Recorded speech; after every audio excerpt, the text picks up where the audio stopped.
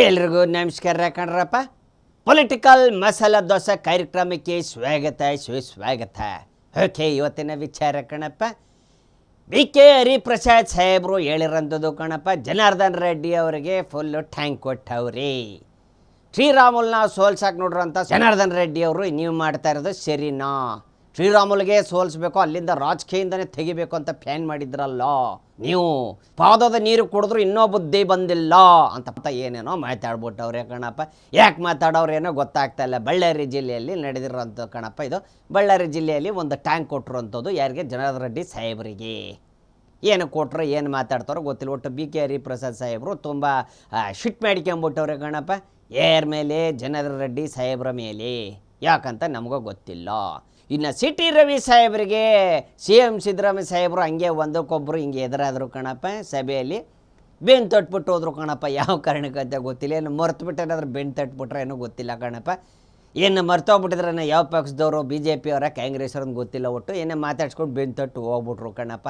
ಚೆನ್ನಾಗಿ ಮಾಡ್ತಾ ಇದೆಯಾ ಕೆಲಸ ಅಂತ ಏನಾರು ತಟ್ಟಿರಬೇಕು. ಏನೋ ಪ್ರೀತಿ ವಿಶ್ವಾಸ ಕಣಪ್ಪ, ಎಲ್ಲ ಹೊರಗಡೆ ಬೈದಾಡ್ತಾರೆ. ಎಲ್ಲ ಒಂದೇ ಕಣಪ್ಪ, ಎಲ್ಲ ಅಣ್ಣ ತಮ್ಮದ್ರಿದ್ದಂಗೆ ರಾಜಕಾರಣಿಗಳು ಅಂತ ಕೆಲವರು ಹೇಳ್ತಾರೆ ಕಣಪ್ಪ. ನಿಖಿಲ್ ಕುಮಾರಸ್ವಾಮಿ ಅವರು ಹೇಳಿರೋಂಥದ್ದು, ನಿಖಿಲ್ ಕುಮಾರಸ್ವಾಮಿ ಹೇಳೋಂಥದ್ದು 2.5 ವರ್ಷ ಆಯಿತು ಬಂದು ಕಾಂಗ್ರೆಸ್ ಸರ್ಕಾರ ಏನು ಮಾಡಿದ್ದಾರೆ? ರಾಮನಗರ ಮತ್ತಿತ್ತದ ರಾಮನಗರ ಅಂತಾರಲ್ಲ, ಏನು ಮಾಡಿದ್ದಾರೆ? ಇನ್ನು ಅನಿತಾ ಕುಮಾರಸ್ವಾಮಿ ಅವರ ಮೇಲೆ ಅವ್ರು ನಿಂತಾಗ ಅವ್ರ ಬಗ್ಗೆ ಏನೇನು ಹೇಳಿದರು? ರೋಡ್ಗಳು ಅದಿಲ್ಲ ಅಂತ. ಇವಾಗ ಇವ್ರು ಏನು ಮಾಡಿದ್ರು? ಇವ್ರು ಏನು ಮಾಡಿದ್ದಾರೆ? ಇನ್ನು ಕುಮಾರಸ್ವಾಮಿ ಅವರು 4 ಅವಧಿಯಲ್ಲಿ ಏನು ಮಾಡಬೇಕೋ ಅಷ್ಟಾದರೂ ಮಾಡಿದ್ದಾರೆ. ರಾಮನಗರಕ್ಕೆ ಏನು ಮಾಡಬೇಕೋ ಅದನ್ನಾದರೂ ಮಾಡಿದ್ದಾರೆ. ಇವರು ಕಾಂಗ್ರೆಸ್ನವರು ಬಂದು ಏನು ಮಾಡಿದ್ದಾರೆ? 2 ವರ್ಷ ಆಯಿತು, ಏನೂ ಮಾಡ್ತಾ ಇಲ್ಲ. ರಾಮನಗರಕ್ಕೆ ಏನೂ ಮಾಡಿಲ್ಲ, ಬರೀ ರಾಮನಗರ ಅಂತಾರೆ ಕಾಂಗ್ರೆಸ್ ಸರ್ಕಾರದವರು ಅಂತ ನಿಖಿಲ್ ಕುಮಾರಸ್ವಾಮಿ ಅವರು ಹೇಳಿರೋಂಥದ್ದು. ಯಾಕೇನ್ರಪ್ಪ, ಇನ್ನು ಆರ್ ಅಶೋಕ್ ಸಾಹೇಬರು ಫುಲ್ಲು ಒಳಗಡೆ ಏನಪ್ಪ, ಸಭೆ ಒಳಗಡೆ ಫುಲ್ಲು ಜಗಳಕ್ಕೆ ಎದ್ಬಿಟ್ಟಿದ್ರು ಕಣಪ್ಪ.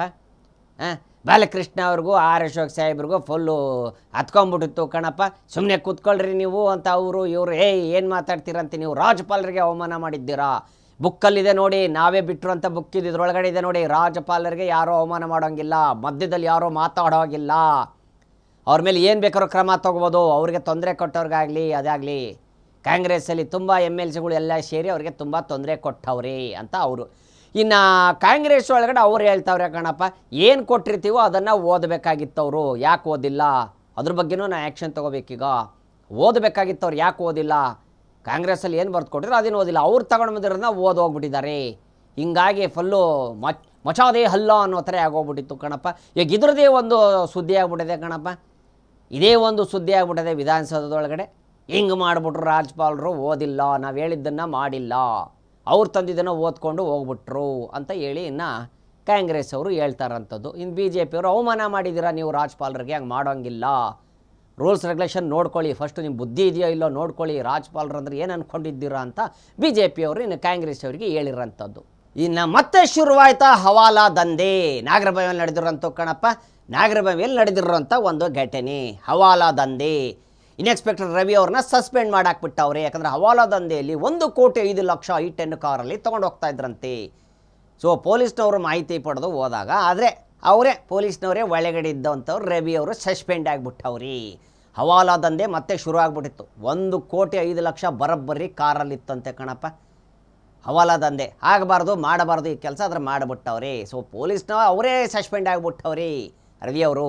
ಸೊ ಇದು ಮಾಹಿತಿಯನ್ನು ಪಡೆದ್ರು, ಎಲ್ಲಿ ರೈಡ್ ಆಗ್ತಾಯಿದೆ, ಏನು ಎಲ್ಲಿ ನಡೀತಾ ಇತ್ತು ಏನು ಅಂಥೇಳಿ ಬೇರೆ ಪೊಲೀಸ್ನವ್ರಿಗೆ ಗೊತ್ತಾಯಿತು. ಸೊ ಈ ಥರ ಹೋಗ್ತಾ ಇದೆ ದುಡ್ಡು ಅಂತ ಅಲ್ಲೋಗಿ ಅವ್ರನ್ನ ರೈಡ್ ಮಾಡಿದಾಗ ಗೊತ್ತಾಗಿರೋಂಥದ್ದು ಹವಾಲಾ ದಂಧೆಯಲ್ಲಿ 1,05,00,000 ಕಾರಲ್ಲಿ ತೊಗೊಂಡು ಹೋಗ್ತಾಯಿದ್ರು. ರವಿ, ಇನ್ಸ್ಪೆಕ್ಟರ್ ರವಿ ಸಸ್ಪೆಂಡ್ ಆಗಿಬಿಟ್ಟಿದ್ದಾರಂತ ಇವಾಗ. ಏನರಪ್ಪ ಇವರೇ ಹಿಂಗೆ ಮಾಡಿಬಿಟ್ರೆ ಇನ್ನು ಮುಂದೆ ಹೆಂಗಪ್ಪ? ಏನಪ್ಪ ಹಿಂಗೆ ಬರ್ತಾವೆ? ಒಂದೆಲ್ಲ ಒಂದು ಕಂಪ್ಲೇಂಟ್ಗಳು ಬರ್ತಾವಲ್ಲಪ್ಪ ಪೊಲೀಸ್ನವ್ರ ಮೇಲೆ. ಏನಪ್ಪ ನಡೀತಾ ಇತ್ತಿಲ್ಲಿ? ಇನ್ನು ಬಳ್ಳಾರಿಯಲ್ಲಿ ಅಕ್ಕಿನ ಕದ್ದು ಗೋಡನಲ್ಲೆಲ್ಲ ಇಟ್ಟಿದ್ರಂತೆ ಕಣಪ್ಪ. ಎಲ್ಲಿ ಜನಗಳಿಗೆ ಸೇರ್ಬೇಕಾಗಿರೋಂಥ ಅಕ್ಕಿ ಮೂಟೆಗಳನ್ನು ಎಲ್ಲ ಕದ್ದು ಮುಚ್ಚಿಟ್ಟಿದ್ರು. ಈಗ ಅದರ ರೈಡ್ ಮಾಡಾಕ್ಬಿಟ್ಟವ್ರಿ. ಬಡ ಜನಗೆ ಸೇರಬೇಕಾಗಿರೋಂಥ ಅಕ್ಕಿನ ಕದ್ದು ಒಯ್ದು ಮಾರ್ತಾಯಿದ್ರು. ಸೊ ಈಗ ಸಿಕ್ಕಾಕೊಂಬಿಟ್ಟವ್ರಿ. ಬಳ್ಳಾರಿಯಲ್ಲಿ ಇದು ನಡೀತಾನೆ ಇರ್ತೈತೆ ಅವಾಗವಾಗ. ಈಗ ಇನ್ನೊಂದು ಸತಿ ಸಿಕ್ಕಾಕೊಂಬಿಟ್ಟವ್ರೆ ಕಣಪ್ಪ. ಇವ್ರಿಗೆ ಫೈನಲಾಗಿ ಏನಾದರೂ ಒಂದು ಶಿಕ್ಷೆ ಕೊಡ್ಬೇಕಲ್ಲೇನ್ರಪ್ಪ? ಕೊಟ್ಟರೆ ಅವಾಗ ಸರಿ ಹೋಯ್ತದೆ ಕಣಪ್ಪ. ಅಕ್ಕಿನೂ ಬಿಡಲ್ಲಲ್ರಪ್ಪ. ಬಡವ್ರು ಕೊಟ್ಟರು ಅಕ್ಕಿನ ಕತ್ಕೊಂಡು ಹೋಗ್ಬಿಟ್ಟು ಮಾರ್ಕೊಂಬಿಡ್ತಾರೆ. ಏನಾಗೈತಪ್ಪ ಇವಕ್ಕೆಲ್ಲ? ಗೋಡನ್ ಬೇರೆ ಮಾಡಿಬಿಟ್ಟವ್ರಂತಲ್ಲಪ್ಪ. ಗೋಡನ್ ಇರೋದಾದ್ರೂ ಗೊತ್ತಿಲ್ಲನಪ್ಪ ಅಲ್ಲಿರೋ ಜನಕ್ಕೆ ಪಾಪ.